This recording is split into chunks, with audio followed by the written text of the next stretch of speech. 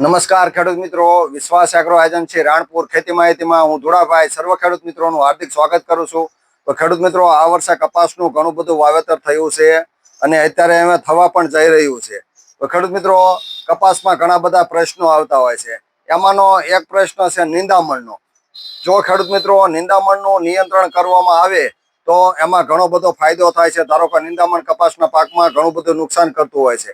એ કપાસ હારે હેરીફાઈ કરે છે, કપાસના પોષક તત્વો ખેંચી લે છે જમીનમાંથી, આ ઉપરાંત કપાસને નબળો પાડી દે છે.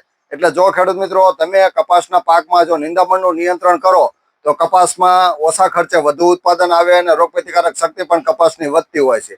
તો ખેડૂત મિત્રો, આ નિંદામણના નિયંત્રણ માટે આપણે જોવા જઈએ તો બજારમાં ઘણી બધી દવાઓ આવતી હોય છે. એ દવાઓ વિશે આજના વિડીયોમાં વાત કરવાની છે. તો ખેડૂત મિત્રો, પહેલા તો આપણે એ નિંદામણ નાશક દવાઓનો આપણે ડિપાર્ટમેન્ટ પાડી દઈશું, એટલે ભાગ પાડી દઈશું. એટલે એવી દવા હોય છે, ધારો કે અમુક દવા કપાસ ઉગ્યા પહેલા વાપરવાની હોય છે અને અમુક દવા કપાસ ઉગ્યા બાદ, એટલે કપાસ ઉગી ગયો હોય અને ત્યારબાદ વાપરવાની હોય છે. તો ખેડૂત મિત્રો, આ અલગ અલગ દવાઓ વિશે આજના વિડીયોમાં આપણે સરસ મજાની માહિતી આપવાની છે.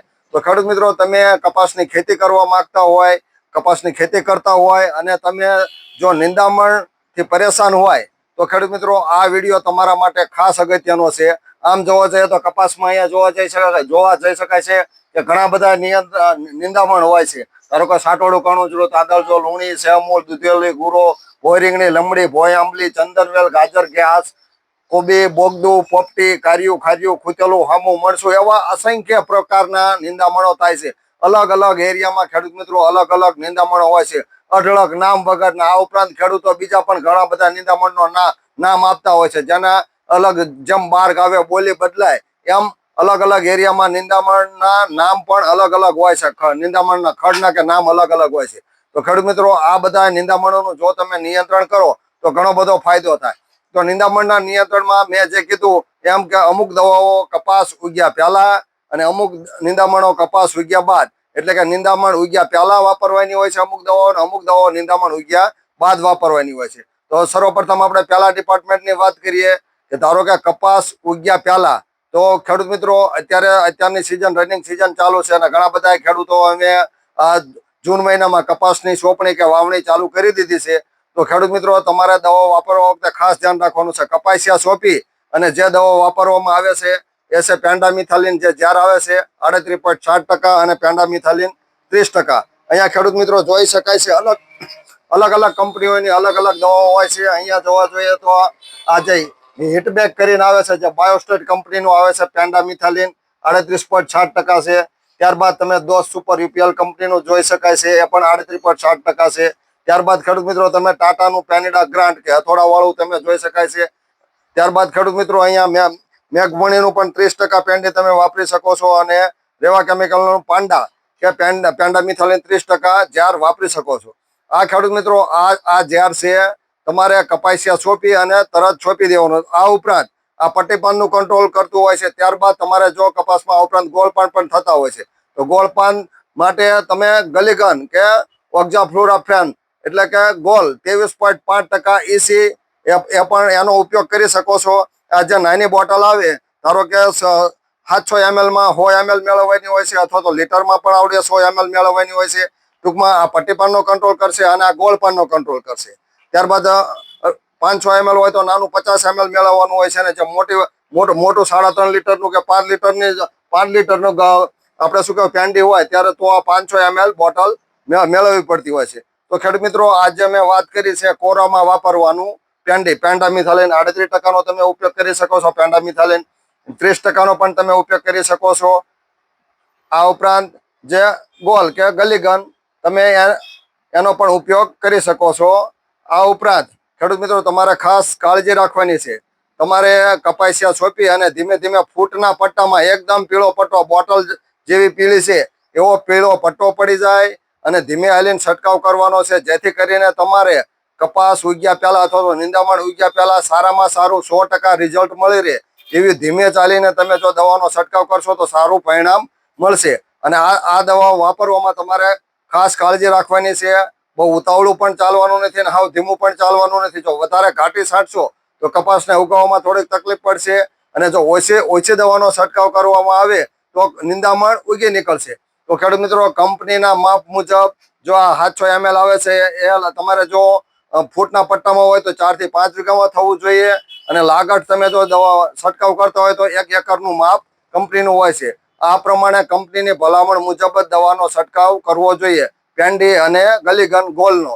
તો આ પ્રમાણે જો કપાસ ઉગ્યા પહેલા તમે જો દવાના છંટકાવમાં ઘણી બધી કાળજી રાખો તો ખેડૂત મિત્રો કપાસ સિવાય કોઈ પણ નિંદામણ થતું નથી. ત્યારબાદ ઘણી વખત ખેડૂત મિત્રો એવું થાય છે, ઘણા બધા ખેડૂતો એમ કહે છે કે ભાઈ અમે પેંડી વાપરતા નથી, અથવા તો છતાં પણ નિંદામણ ઉગી નીકળ્યું છે, અથવા તો આ પેન્ડામિથાલિન વાપરવામાં ઘણી બધી શરતચૂક થઈ છે, અથવા તો થોડી ઘણી ખામીના કારણે કે ભૂલના કારણે છતાં પણ નિંદામણ ઉગી નીકળ્યું છે. તો શું કરવું જોઈએ? તો ખેડૂત મિત્રો, હવે આપણે એક બીજા ડિપાર્ટમેન્ટની વાત કરીએ, એ છે કપાસ ઉગ્યા બાદ કે નિંદામણ ઉગ્યા બાદ કઈ દવાનો છંટકાવ કરવો જોઈએ. તો ખેડૂત મિત્રો, એમાં પણ ગોળ પાન અને પટ્ટી પાનની અલગ અલગ દવાઓ આવે છે. તો ખેડૂત મિત્રો, જે ગોળ પાનની દવા આવે છે, સાદું હિટવીડ આવે છે, ત્યારબાદ આ જે પાયરોથોબિક સોડિયમ આવે છે, અદામા કંપનીનું 10%. આ ઉપરાંત સાદું હિટવીડ પણ આવે છે, એનો પણ તમે ઉપયોગ કરી શકો છો. આ બંને છે ગોળ પાન માટે. અને પટ્ટી પાન માટે અદામા કંપનીનું એજિલ કરીને દવા આવે છે, એ તમે જો એક પંપમાં 25 થી 30 ml કે છંટકાવ કરવામાં આવે તો પટ્ટી વર્ગના તમામ નિંદામણ નષ્ટ થાય છે. પટ્ટી વર્ગના એટલે ધરોડી, કાર્યું, ખાર્યું, ખૂટેલું, હાબું મરચું, જે પટ્ટી વર્ગના ઘાસ વર્ગીય નિંદામણ હોય એ તમામ નિંદામણ નષ્ટ કરશે. અને ગોળ પાન થતું હોય તો તમારે આ ઉપરાંત ઘણી બધી એવી તકલીફ હોય છે કે ગોળ અને પટ્ટી બંને થયું હોય. ટૂંકમાં આ ગોળ પાનને કંટ્રોલ કરશે અને આ પટ્ટી પાનને કંટ્રોલ કરશે, બરોબર. ત્યારબાદ ઘણી વખત ખેડૂત મિત્રો એવું હોય, ગોળ અને પટ્ટી બંને હોય, તો એના માટે સરસ મજાની જે ગોદરેજ કંપનીની દવા આવે છે, જે હિટવીડ મેક્સ જે પાયના ટેકનોલોજીથી ઉપલબ્ધ છે. આ ઉપરાંત આનો આપણે આગળના વિડીયોમાં પણ એની ચર્ચા કરી છે. અહીંયા જોઈ શકાય છે કે હિટવીડ મેક્સ વાપરવામાં આવે તો ઘણો બધો ફાયદો થાય છે ખેડૂતોને. ઓછા ખર્ચે તમામ ગોળ અને પટ્ટી તમામ વર્ગના નિંદામણ નિયંત્રણ કરતી સારામાં સારી દવા છે. સુરક્ષિત પાક છે, સારું પરિણામ આવે છે. આ ઉપરાંત લાંબા ગાળા સુધી નિંદામણનું નિયંત્રણ થાય છે, અને આ ઉપરાંત પૈસાની પણ બચત થાય છે. આ ઉપરાંત ઇકો ફ્રેન્ડલી દવા હોવાના કારણે વાપરવામાં પણ સહેલું છે. આ તમામ પ્રકારની દવાઓમાં તમામ પ્રકારના નિંદામણ ઉપર કામ આપે છે. ત્યારબાદ ખાલી કહેવાનું એ કે હિટવીડ મેક્સ એ ફક્ત ને ફક્ત તમારું નિંદામણ 4 થી 6 પાંદડે હોય, ટૂંકમાં આવડું નાનું નિંદામણ હોય ત્યારે 4 થી 6 પાંદડે હોય ત્યારે તેનો છંટકાવ કરવો જોઈએ. પછી મોટું નિંદામણ થાય, ફૂટનું થાય ત્યારે છંટકાવ કરવો નહીં. ખેડૂત મિત્રો, તો આવડું નિંદામણ હોય ત્યારે છંટકાવ કરવો, પછી આવડું નિંદામણ થાય ત્યારે તેનો છંટકાવ કરવો નહીં. તો રિઝલ્ટ આપશે નહીં. તો ટૂંકમાં કપાસ ઉગ્યા પછી તરત જ તમે ધારો કે 2 થી 5 અઠવાડિયાનો કપાસ થયો હોય ત્યારથી લઈ અને મહિના સુધી આનો હિટવીડ મેક્સનો તમે ઉપયોગ કરી અને તમામ નિંદામણને નષ્ટ કરી શકો છો, અને સારામાં સારું રિઝલ્ટ મેળવી શકો છો. અને આનો સ્પેશિયલ વિડીયો જોવો હોય તો અમારી યુટ્યુબની ચેનલ વિશ્વાસ એગ્રો એજન્સી રાણપુર કરશો એટલે સ્પેશિયલ હિટવીડ મેક્સનો વિડીયો આવશે, અને ખેતરનો પણ લાઈવ વિડીયો તમને જોવા મળશે. જ્યાં નિંદામણ નષ્ટ કર્યું હોય એનો ખેડૂતનો લાઈવ વિડીયો પણ જોવા મળશે. ત્યારબાદ ખેડૂત મિત્રો, એનાથી પણ એક કદમ આગળ જે ગોદરેજ કંપનીનું પાયના ટેકનોલોજીનું નવું આવેલું છે, એ હસ્કી કરીને પ્રોડક્ટ આવે છે, એ પણ ચાલે. પાયથોબિક સોડિયમ અને ગ્લાયફોસેટ 60%. જો આનો ઉપયોગ કરવામાં આવે તો પણ ચાલે, પણ આનો ઉપયોગ તમારે સાચવીને કરવો જોઈએ.